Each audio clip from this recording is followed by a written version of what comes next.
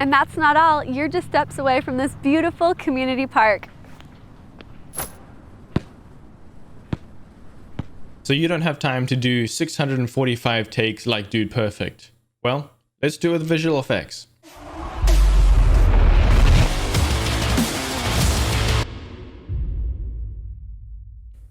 So my break from YouTube is over. I'm back. We're going to do more visual effects, editing, and filmmaking tutorials. A lot of awesome content coming up. Real quick, consider leaving a like on the video. It would help push my videos out because YouTube hasn't really been recommending them recently, and I don't even know why. So that would really be appreciated. And we're going to go ahead with this tutorial, but watch till the end because I've got a good announcement at the end. So stick around till then, and yeah, on with the tutorial.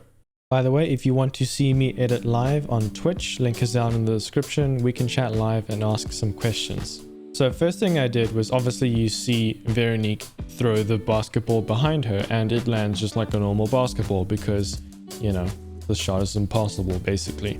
Then obviously you see me going and throwing in the basketball. I'm not going to show you how many takes it does because I'm terrible at basketball and don't feel like humiliating myself. Ultimately, I make sure I get a shot of the basketball actually going through the hoop. That way I have a result. I don't have to completely simulate that with CG. Saves yourself a lot of work. Make sure you let the basketball bounce until it comes to a complete stop. Make sure that nothing is between the basketball and the camera. Otherwise, the view of the basketball will be obscured and you're going to see that in the shot. Ultimately, you need to make sure you have two shots, one of throwing the basketball and number two of the basketball going into the hoop. And technically a third shot, having a clean plate is a good option, but since there's a lot of moving around here, I can use those frames and kind of use that as my background plate. But obviously it would be easier if you have your basketball and any of your subjects out of the frame, that way you can have a clean background. Next thing we're going to do is take this into After Effects. So select both of your clips or all three if you have your separate shot as a background shot. And we're going to right click on them and do replace with After Effects composition. This is going to automatically nest your video footage and you're going to have it in After Effects. That way we can do them visual effects, you know? So once I'm in After Effects, I'm going to duplicate my footage of Veronique throwing the basketball because I want to be able to remove the basketball from the original shot. I drag the bottom layer down in time to offset it a little bit. That way when I mask out the basketball, the actual background shows through. This would usually be your clean plate, but I didn't get a clean plate, so I'm going to just offset it a little bit. Essentially, this is object removal, and this is actually a lot easier than you may expect. So on the top layer, I grab the mask tool and I drag a mask around the basketball. You can choose to make it as perfect as you want. The more attention to detail you pay, the better it's going to look. And then open that mask properties, go to subtract. That way it takes away that basketball and you can see it's gone for that frame, but you can see the basketball still in the frame and it's obviously not what we want.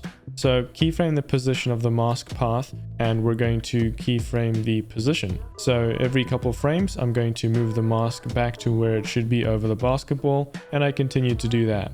I can skip a few frames because the mask is going to cover that distance between the two keyframes, and sometimes it'll be accurate between those frames and sometimes it won't. I might have to adjust it. And just continue to do this for the whole shot. And you can see I do the same thing for the shadow of the basketball because clearly I don't want that in the shot either.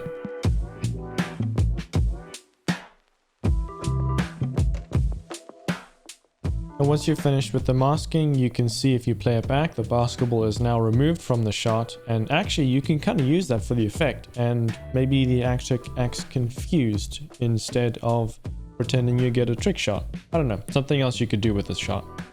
So what I'm going to do is I'm going to duplicate my footage. I'm going to remove the masks because I want to grab a frame where the basketball is still because I want to get a reference. And I can right click on the footage, go to time and go to freeze frame. That way that frame is still because I just want one frame from that basketball. You can see it's not moving right here. Next step is you drag a mask around your basketball. It doesn't have to be 100% perfect because there is going to be a lot of motion blur. If you have something that doesn't have a lot of motion blur, make sure you try and keep it as accurate as you can. It's not going to matter a huge deal in my case, so I'm not going to worry about the fingers that show up on the basketball too much. Then you're going to resize the basketball to make sure you have a reference from the original shot. That way it looks realistic. And once you've positioned that, go ahead and make sure your layer is selected. Press P on the keyboard and hold Shift and then press S on the keyboard. That way it brings position and scale. Press the stopwatch to keyframe those. Make sure you have your basketball positioned in the correct area. Go down in time and drag it down and scale it down to the basketball hoop. Now you can use a reference from the previous shot to see how big the basketball should be and also where it should be in relation to its position. Next, with your layer selected, you can actually grab the little tabs and adjust the arc of the basketball. That way it's not just a straight line. It kind of looks like it's going out and the gravity has taken effect, and over time it starts to fall more towards the ground. And then it's just a case of repositioning and playing it back, adjusting the distance between the two keyframes to make sure that it looks as realistic as possible. It just takes a bit of tweaking and a little bit of practice. Then once you've got the timing and position correct, we're going to bring in our last shot here, and we're just going to mask around the ball and where the ball bounces. That way that area appears in the video and we actually get that final shot of the basketball landing in the basketball hoop. Be sure that if your basketball goes behind the main actor on your first scene, that you mask it out. That way it goes behind her and not in front of her, or it doesn't get chopped off by the mask as you see over here.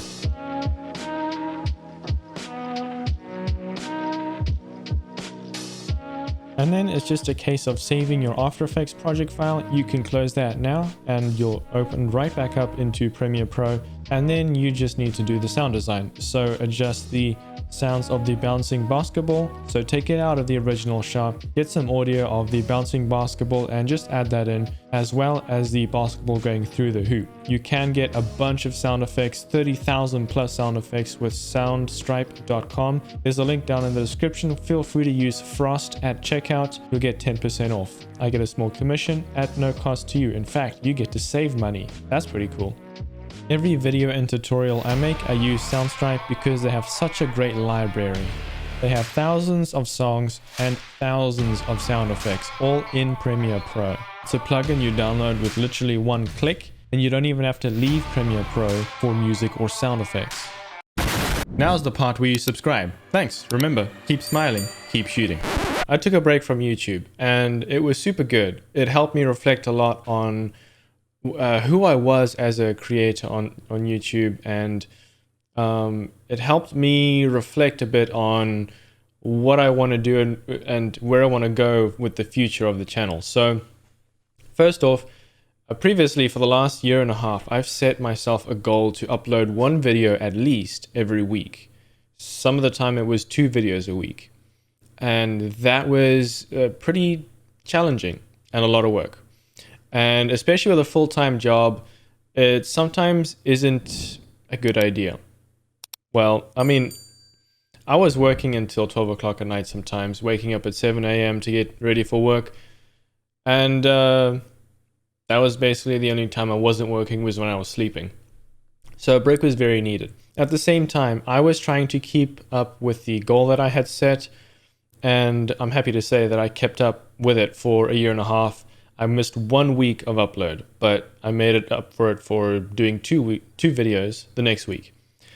So the way I want to move forward is I may not upload every single week, but I can guarantee you that it will be a quality video.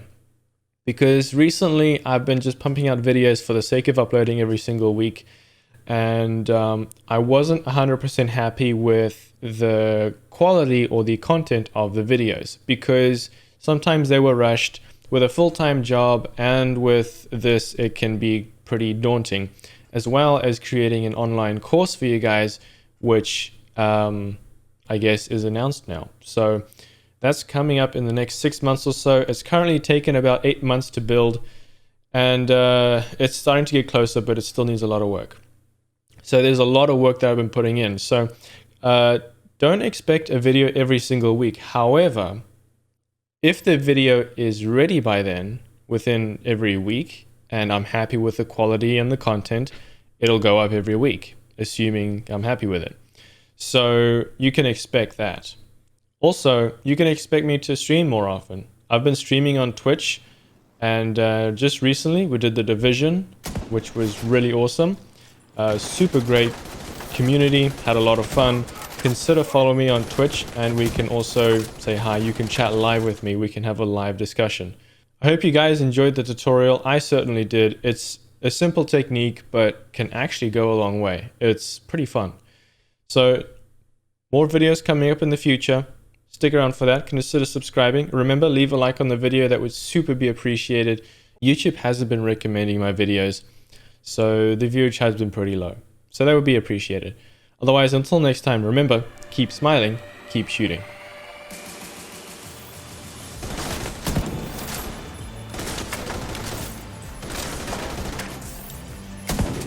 Oh, he's not happy. Oh. Oh. Location gone. Access key detected.